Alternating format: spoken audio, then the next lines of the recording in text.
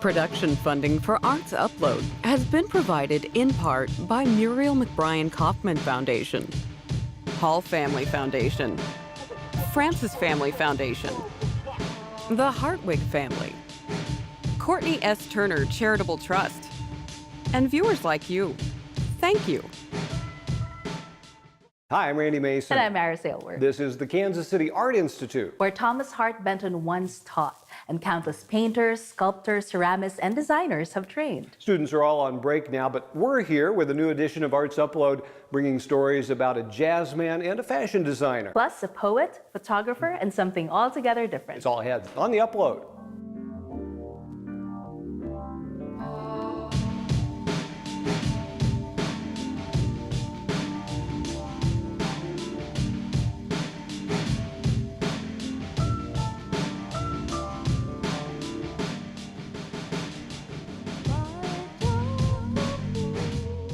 $10,000. That's how much jazz pianist Eddie Moore received last year from the Charlotte Street Foundation for winning their Generative Artist Award. Right away, he started using it to take his band, The Outer Circle, on tour. In fact, they just got back from playing some dates in New York City. Eddie's a proud proponent of the Kansas City jazz tradition, but not one to stay stuck in the past. When I sit down and write, I kind of just come to the table with like a clean slate.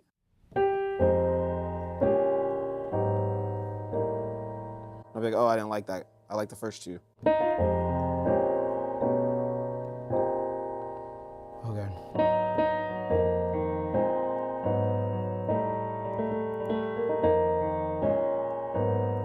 And that could be like a whole tune for me. You know, you just start to hear and piece things together. And then I'll come at it like a jazz, like, okay, well, I could take this and like split it up like this, and then maybe like format some things. Welcome to the musical mind of Eddie Moore.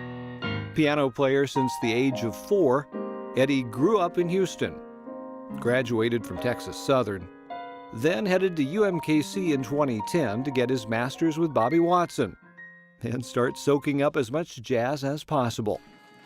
I went to the Blue Room session and I was just like blown away. You know, all my friends, people that are now my friends, just seeing them like play like that. Kansas City jam sessions, I think, are like some of the best in the world. Like, the camaraderie is still there, you know, like, but it's still like pretty serious. And potentially pretty intimidating. Unless, like Moore, your other youthful passion involved skateboards and rollerblades. We were doing that at a time where skate parks weren't popular. We were finding spots at office buildings. When you grow up with that life, you're not really afraid to get hurt if you're jumping off buildings and, you know. And even when I play, like, I'm kind of the instigator to where, like, okay, well, I know that this is what it says to do, but I'm gonna do this and this and this and see what everyone does. Some people might get mad and be like, hey, man, like, don't do that. And then you live and you learn.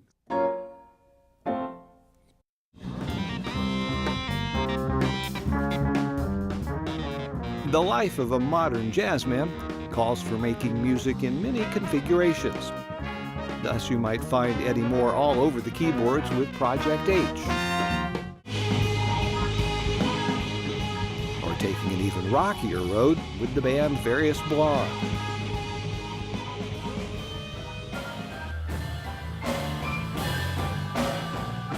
This particular night finds him in a considerably more traditional mode, leading a trio upstairs at the Kill Devil Club. It's got a baby grand he loves to get his hands on.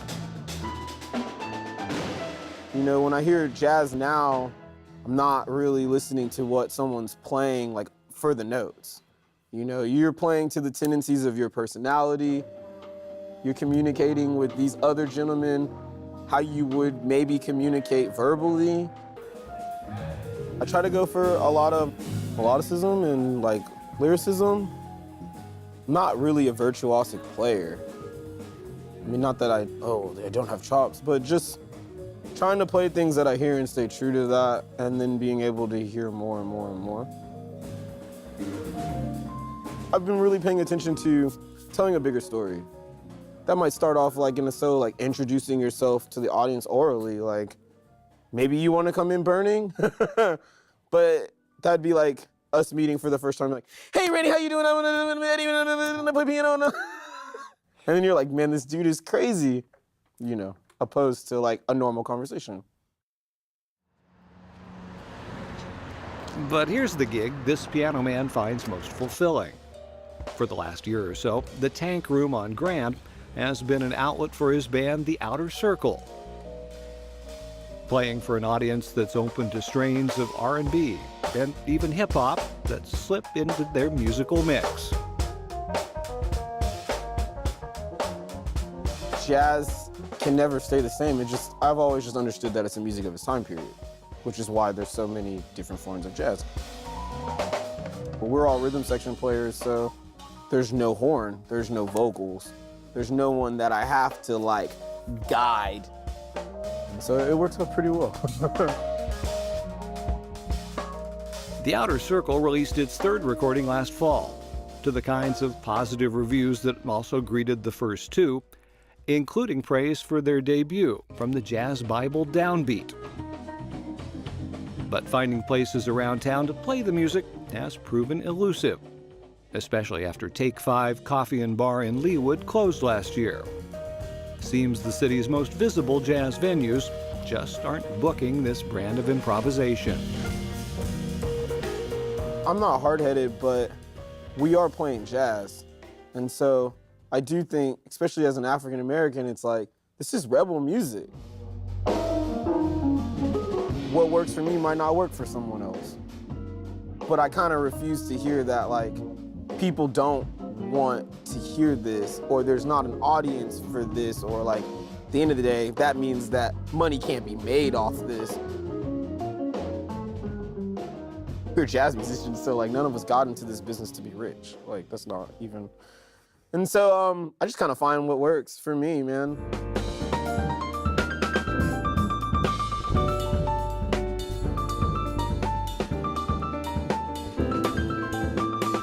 And that inevitably leads to this question. What's next for Eddie Moore? Will Houston's loss become our long-term gain? Or is Kansas City just a jumping-off point on his way to greener pastures? I think the goal is to like figure out a way to stay here, but be all over. One would say you'd need to travel, blow up somewhere else to have respective home. A lot of us are traveling, and I think that's important. Just reading about the history of Kansas City, they were doing residencies with groups where like a Kansas City group would go to the East Coast for 2 weeks, and then an East Coast group would like have a residency in Kansas City. You think about what that does for the scene and the listener. It's like, oh, now they get to hear like all this crazy music in their living room.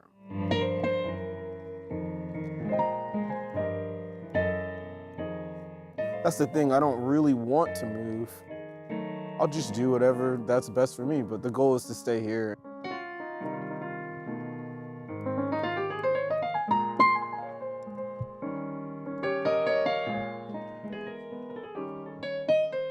You know, from time to time, Eddie does work with poets, something we can certainly appreciate here on Arts Upload. We have featured a number of them, performing their works for producer-videographer Justin Bond. This week, he turns the spotlight on Monique Gabrielle Salazar. Her poem's called Ophelia Obscurum.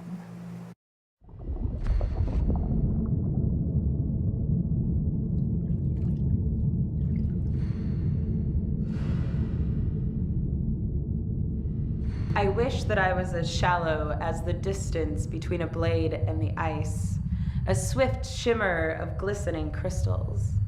But I am the dark water of the pond that refuses to freeze. The only way to get at me is with a boulder. There are plenty of nooks and crannies for my cavities to grow, to fester.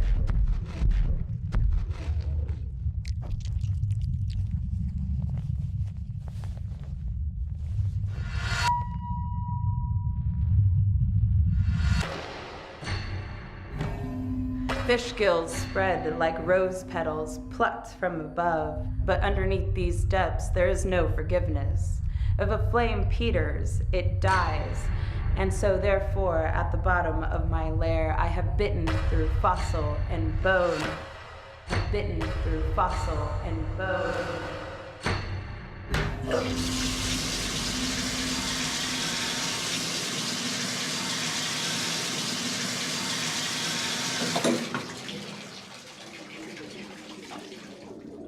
nurse hot magma into jet streams because my hands were not forged of this earth to shy from fire, but to tease it.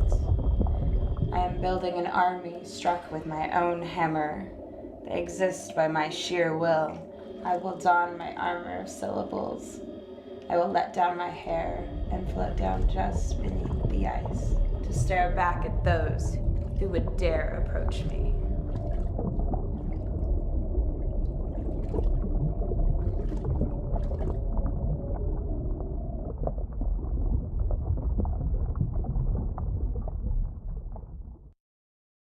Well, January has been a big month already for public TV.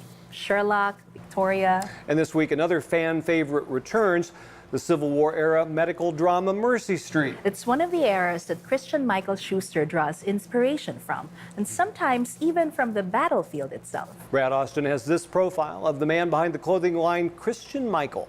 The more I thought about it, as an artist, if you're not pushing yourself to try something new, if you're not expanding the palette in which you work, then what's the point? My name is Christian Michael Schuster, and I'm a menswear and womenswear fashion designer from Kansas City, Missouri. I've always been a menswear designer and had really stayed true to my guns in that. I'm a tailor, and that's what I know, pattern sewing and cutting and drafting. And I'd always felt that my design sense and design eye was around menswear. So I started to become very excited about the idea of producing a first women's wear collection, but at the same time, staying very true to who I am. So we're gonna rebrand, do a complete women's wear collection under She by Christian Michael, and then a complete menswear collection by Christian Michael, and it adds up to essentially 2 separate collections, 12 looks each, 24 looks total, and 53 pieces of clothing. So along with the Christian Michael Modern Menswear fashion label, I also run a business as the Civil War tailor, doing some custom costuming for the right clients.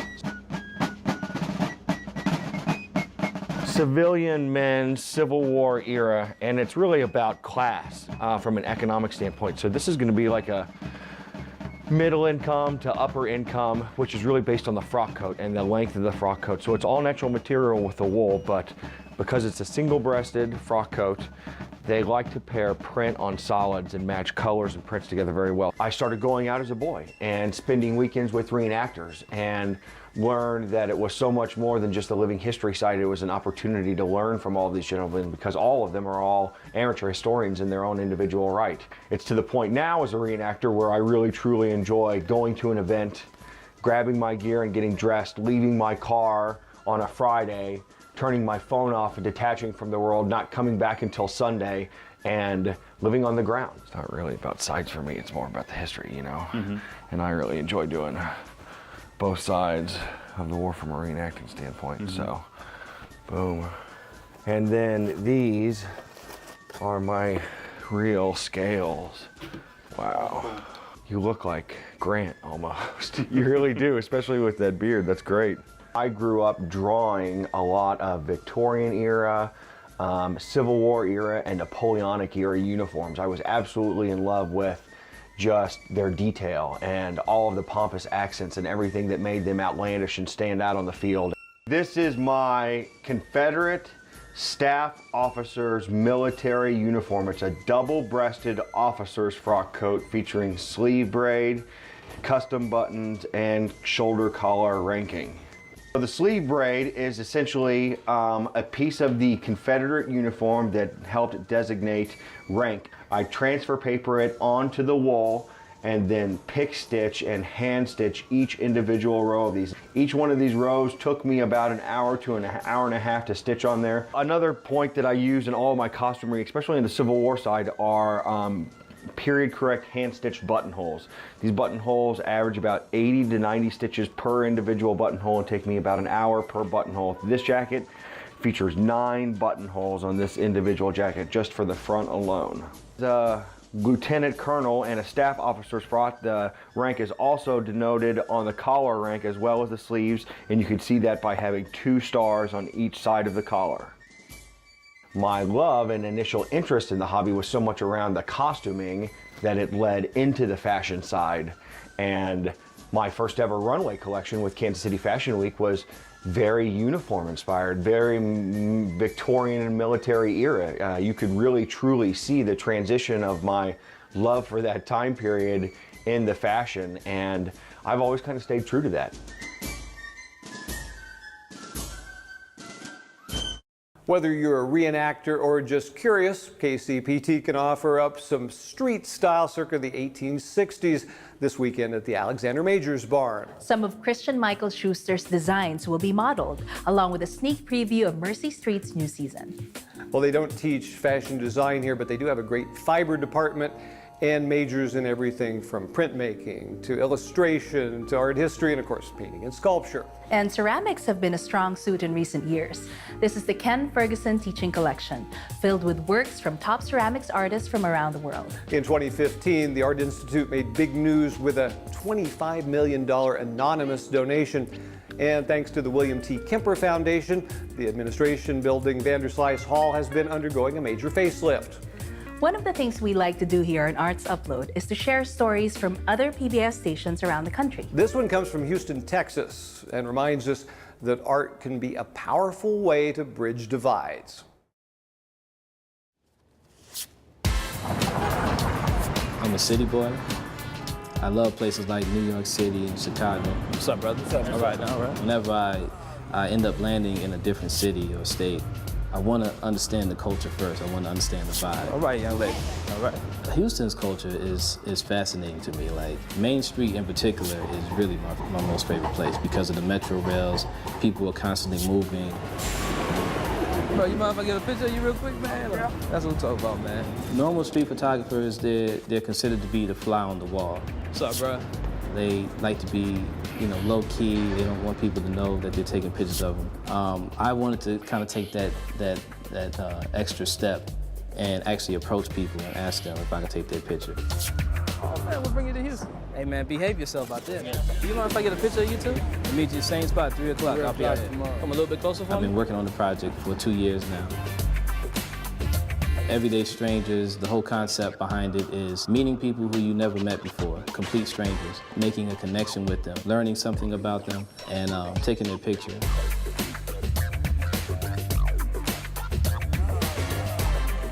Be on social media. I realized that a lot of people have a lot to tell. They have stories. Likewise. But it's hard for people to kind of let those stories out when they don't have the proper outlets. So what I do is I offer that outlet to them by approaching them first, asking them questions. Both artists. Yeah. What kind of art you do? I do like paintings. Ah, nice. I met this guy. His name is C's. C's is an amazing artist. Was saying that one of the main things that people told me was a waste of time was art. And he said, well, that was just fuel to the fire. Something as simple as that hit me hard because it was a lot of moments when people told me you wasting your time. Are you making money off this? If you're not making money, you're wasting your time. And it's kind of like, but I love doing this. This is like something I'm passionate about. Since I've started the project, I probably have a total of maybe 300 plus stories and between 500 to 600 photographs of just random strangers. Everyone to have somebody to talk to every once in a while. And I think that helps us get through the day, we have all these thoughts rambling, we overthink them. But when we have that right person to talk to, you get like this release, I love coffee shops, To me, that's like the best place to unwind, and that's normally where I go upload my photos at. And I'm not really much of a book reader. I love books, but I'm very, particular about them. I always see people as those books, Houston is a very diverse city. One of the main things that I'm trying to project with Everyday Strangers is to reveal our similarities, but then the beautiful part of our differences as well. I'm the tallest man in Texas. Take a look, man. Oh, wow. Can I get you out here? Can I take a picture of you out here? Because I don't think having differences are bad. I think that's actually a good thing. To be unique is great. I'm a cartoonist. But knowing that we're all unique is even greater. Bertie, you've been all over the place, man. I used to have a club on 6th Street in Austin. What do you not do, man? And one last time. Bro, you mind if I get a picture of you real quick, man? That's what I'm talking about. Finally, here in the new David T. Beale Studios for Art and Technology, we'll wrap up this edition of the show with something profoundly low-tech. We'll take you to Placerville, California, to meet a man who shapes steel the same way it's been done for generations.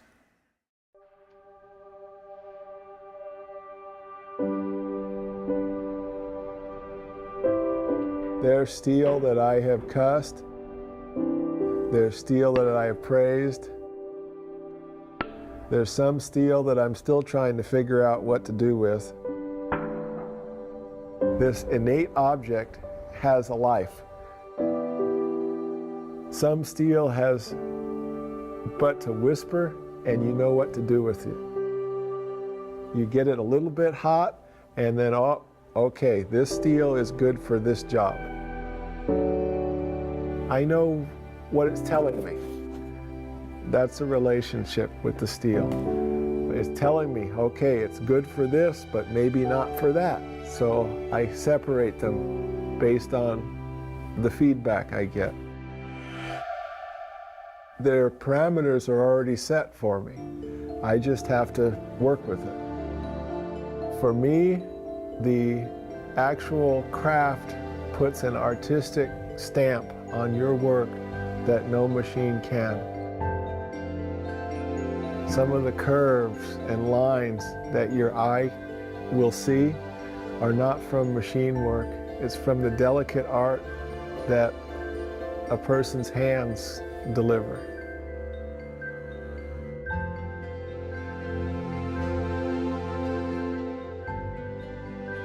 I create what I see,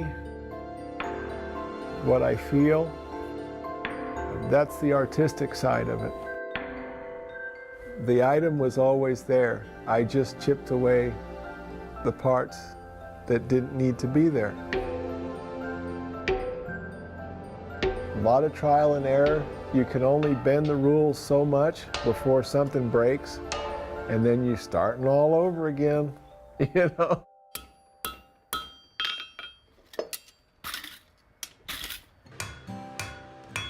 I can't tell whether the work found me or I found it. Became a farrier and a blacksmith sort of by necessity. I owned a horse and I did a lot of ranch work on the coast near San Luis, and it really nurtured my interest in livestock.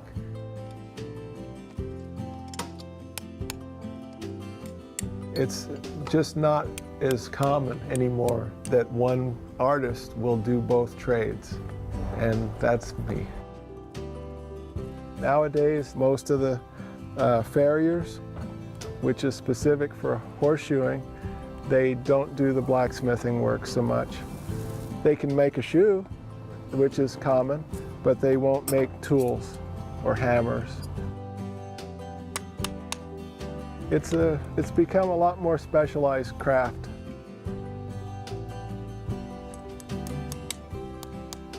%90 of my tools are handmade. What we're looking at here is just a small portion of what I've come up with to make my trade a little easier.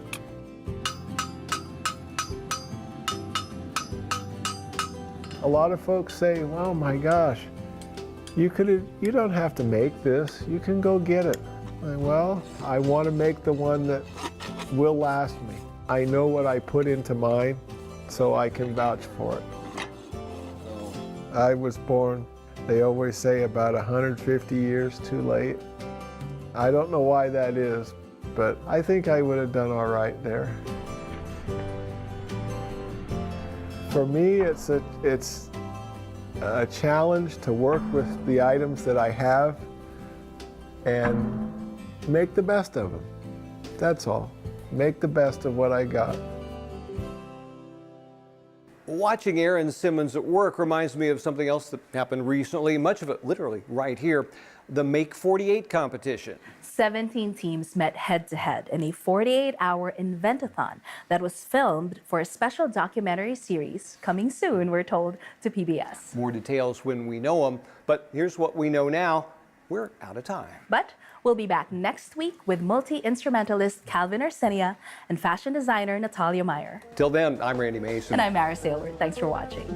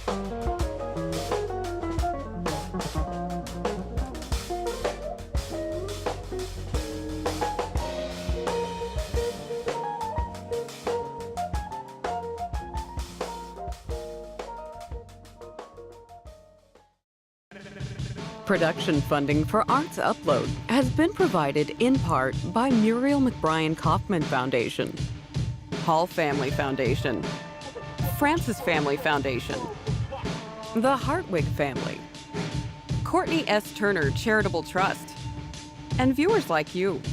Thank you.